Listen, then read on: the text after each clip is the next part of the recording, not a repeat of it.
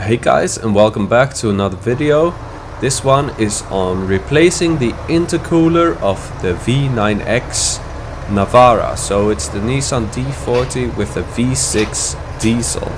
These intercoolers are prone to leak, and this car is a 2015 model, and I'm already swapping in the third one of its life. So it's had one from the factory, then another Nissan unit, and now I'm replacing it with an upgraded one. So I lost the footage of me driving on with the grill on. So here's how to remove the grill. You have these plastic clips, and I use a little clip puller, a special tool to release these clips, and it makes the job really easy. So there are 6 of these clips on top of the grill. So take those off first.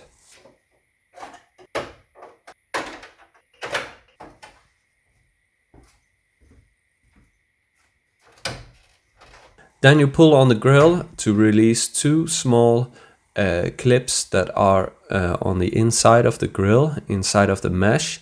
You can see the square holes here. Now when reinstalling those, you just use a screwdriver to put them into place. Then on the inside, on the bottom of the grill, you have 4 clips, the black ones, which you have to pull up on with your finger. So there are 2 in the middle and then 2 on each side, and they are quite hard to reach.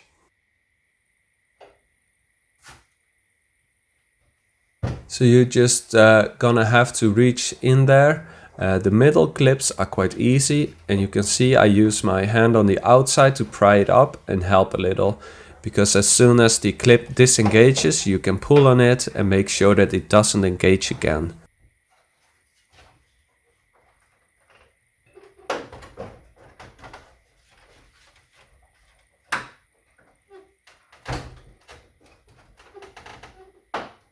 And it's a bit tight, so just have some patience and don't destroy any plastics. So just put that to the side. Now it's time to remove the mud guards. There is 1 on each side, obviously, and there are 3 screws holding it in from the wheel arch side, and then there's 1 on the bottom as well. I'll show you that soon. Removing the wheels obviously makes this easier, but it can totally be done without removing any wheels. So here you can see the last screw that holds it in on both sides. Just unscrew that and the whole mud flap comes off.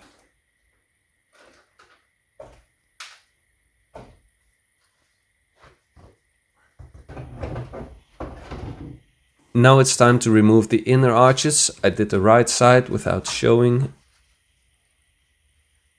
And then the left side is basically the same. There are a few of these clips, the same ones as the grill was mounted with. So just use that special tool to undo those.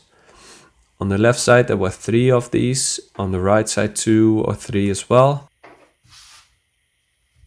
On the side you can see around the arch there are 2 screws on both sides, and then on the bottom there are 2 screws as well, but on this one I only had 1 screw on the left side. So just undo those 3 clips and 4 screws on each side, and the whole plastic inner fender liner is loose.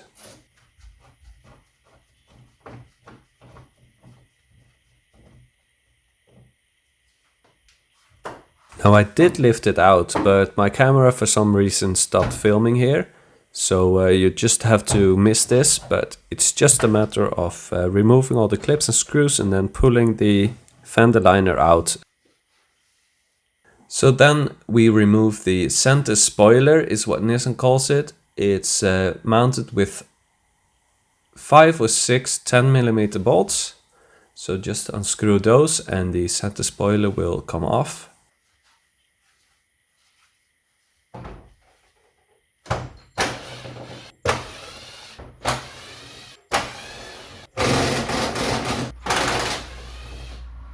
Then just put the plastic aside. I also removed 4 more 10mm bolts that hold the bumper to the skid plate basically, or the lower radiator protector. It's not really a skid plate. Okay, then Nissan workshop manual states that you should remove these left and right side spoilers as well, but after I did some trying to get the one stock bolt loose, I discovered that these aren't mounted to anything other than the bumper itself. So you really don't have to remove these, and I put them back on as well. Just skip that step all along. But if you do want to remove those, you can see there's 1 bolt and then on each side and then 2 in the middle. So there was a lot of sand gathered there. And same on the right side, there's 1 bolt on the side and then 2 in the middle, as you can see, and then another one there. But you do not have to remove these, so I didn't.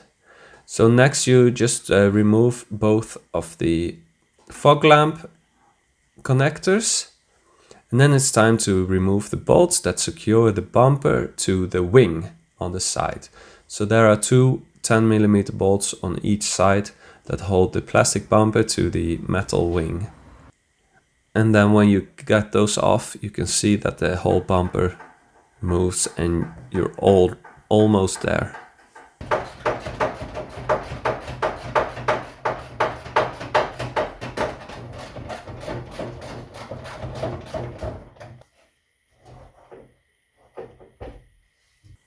Then the bumper is held on with 3 more of these clips.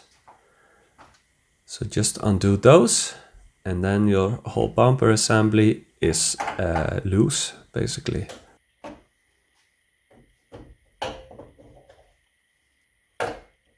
I forgot to remove the washer fluid line, so I just did that there. It goes to the pressure washers for the headlights, and also I had to move the wiring for my auxiliary light bar out of the way, so just remember that. But then everything is loose basically. I just had the wire for the light bar there, and you can lift off the whole bumper. So it's a really easy job. Now I prepared the car by soaking all the bolts in some WD-40, and then it's time to remove this so-called skid plate or radiator protector, I guess. It should be fitted with 4 bolts, but on mine 1 of them snapped, so there are only 3 on mine. These are also 10mm. And just be careful that you don't drop the whole plate on your face, because it's made of metal. After that, it's time to remove this bumper bar. There are 2 bolts at top which are visible, and I thought that those were the only ones at first, but then when I removed those, the bumper wouldn't budge anyways, and I discovered that there are 2 more inside of the bumper bar basically. So these are 19mm bolts, so that's basically the whole front end disassembled. So now you have two sensors to remove. There's a pressure sensor on the intercooler itself, so just undo that. And then there's a external temp sensor and a wire that is connected to the intercooler as well. So unplug that and then try and loosen that wire. I destroyed the little clamp that holds it on.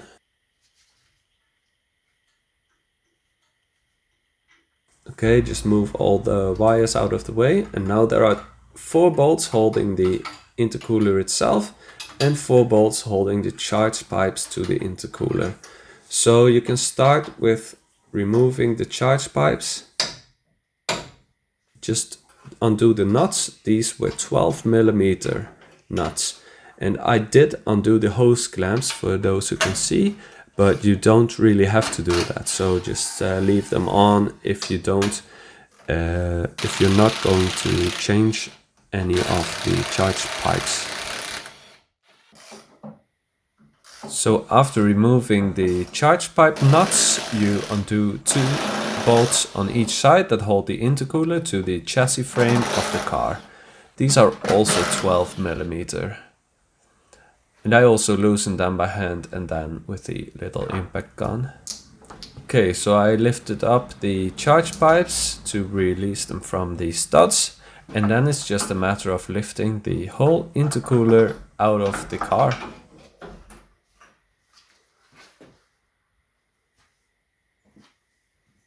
And the radiator behind it was really dirty. You could see a lot of oil coming from the leaking intercooler, and there was a lot of dirt stuck to it. So on the bench you just have to remove the pressure sensor that's installed on the old intercooler, and you have to move it to the new one. This sensor can be really stuck, so I used a little pry tool and really carefully tried to pry it up. I pried it to where I could actually get the pry tool under it on both sides. I used a lot of lubrication as well and tried to wiggle it by hand side to side. And when I knew that I had enough space on both sides to put pry tools under, I used a screwdriver on one side and the pry tool on the other and just lifted it up out of the little hole. There is a rubber grommet holding it in place, so that's why it's so hard to get out.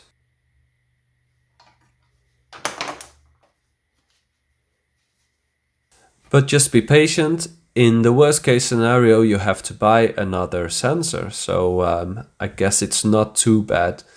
You could see a little corrosion there from the intercooler, so I just cleaned that off before reinstalling it to the new intercooler.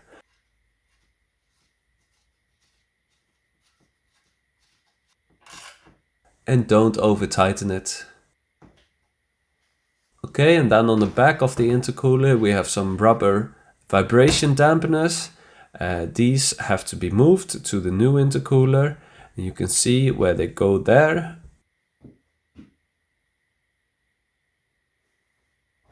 So I just pried them out with a little screwdriver and then cleaned them off because there was some old oil and dirt on them. And then they just clicked into the new slots. And that's your new intercooler ready to be installed. So just keep those yellow protectors on so no debris and dirt gets into the new intercooler. You seat the new intercooler on those little pins that the rubber grommets are mounted to. And these charge pipes are a bit in the way, so just try and move those out of the way. Once the intercooler is in, just make sure that the intercooler is seated on those pins.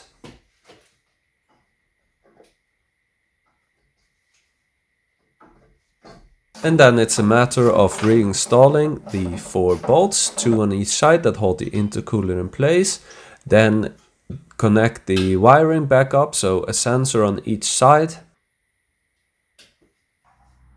Then I installed the bumper bar again with the 19mm bolts.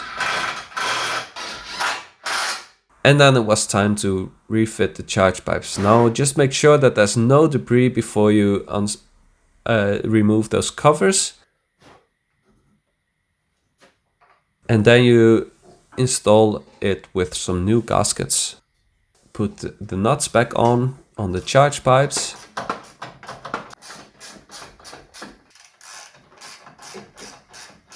And then I was ready to take the car outside. I wanted to clean it all off, all the parts that I normally can't see, and treat it with some underbody coating. So as you can see here, all the white turned black.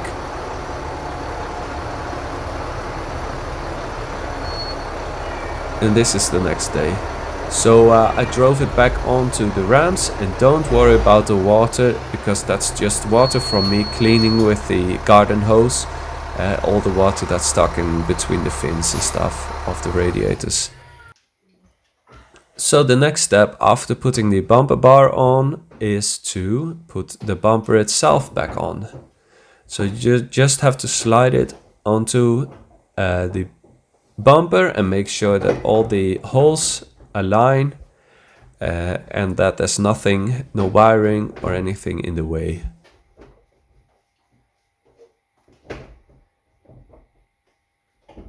And the installation is the reversal of the disassembly. So you just put the 3 clips back in on top of the bumper.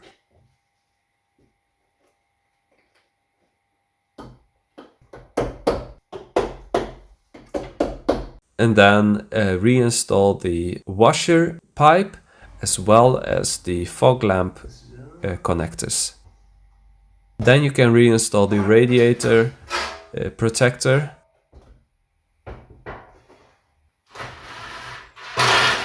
And also the 4 bolts holding the bumper to that protector. And then it's time to do the 2 bolts on each side that hold the plastic bumper to the wing.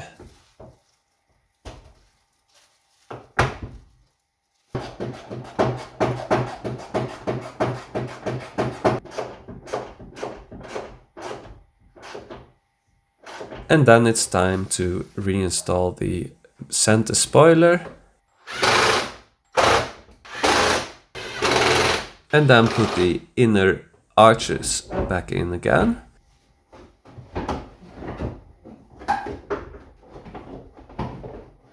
Now the hardest part is to get them to fit properly, so you'll have to just bend them a little and get them around the tire. And then when you move it up, you also have to get the back of the liners around all the suspension and stuff. So this is the most time-consuming part basically of the whole intercooler swap. So just be patient, don't destroy anything, don't get mad, take a break if you need to, and just try and get it in. Also the plastic has to go in behind the lip of the bumper and the wing as well. Then it's time to reinstall the clips and the screws. And then as a finishing touch almost, you put the mud guards back on.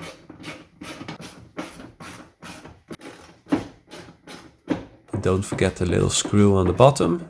And same on the right side, of course. I cleaned these mud guards before refitting them. And then it's time to put the grille back on. So you just have to slide it into place and make sure that the 4 clips on the bottom clip in.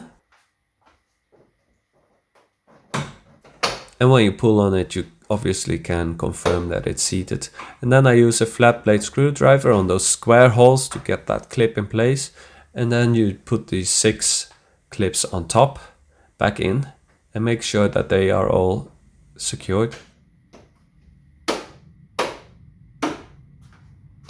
And then you close the hood and hope for the best.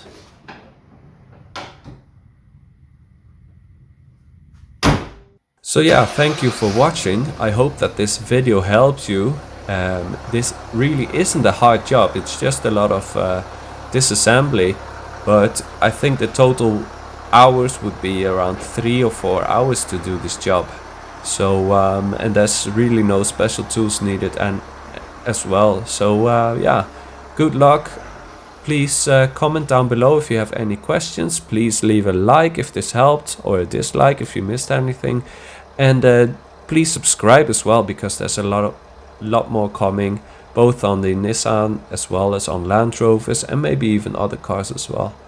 So yeah, thank you for watching, subscribe and like this video, and we'll see you in the next one.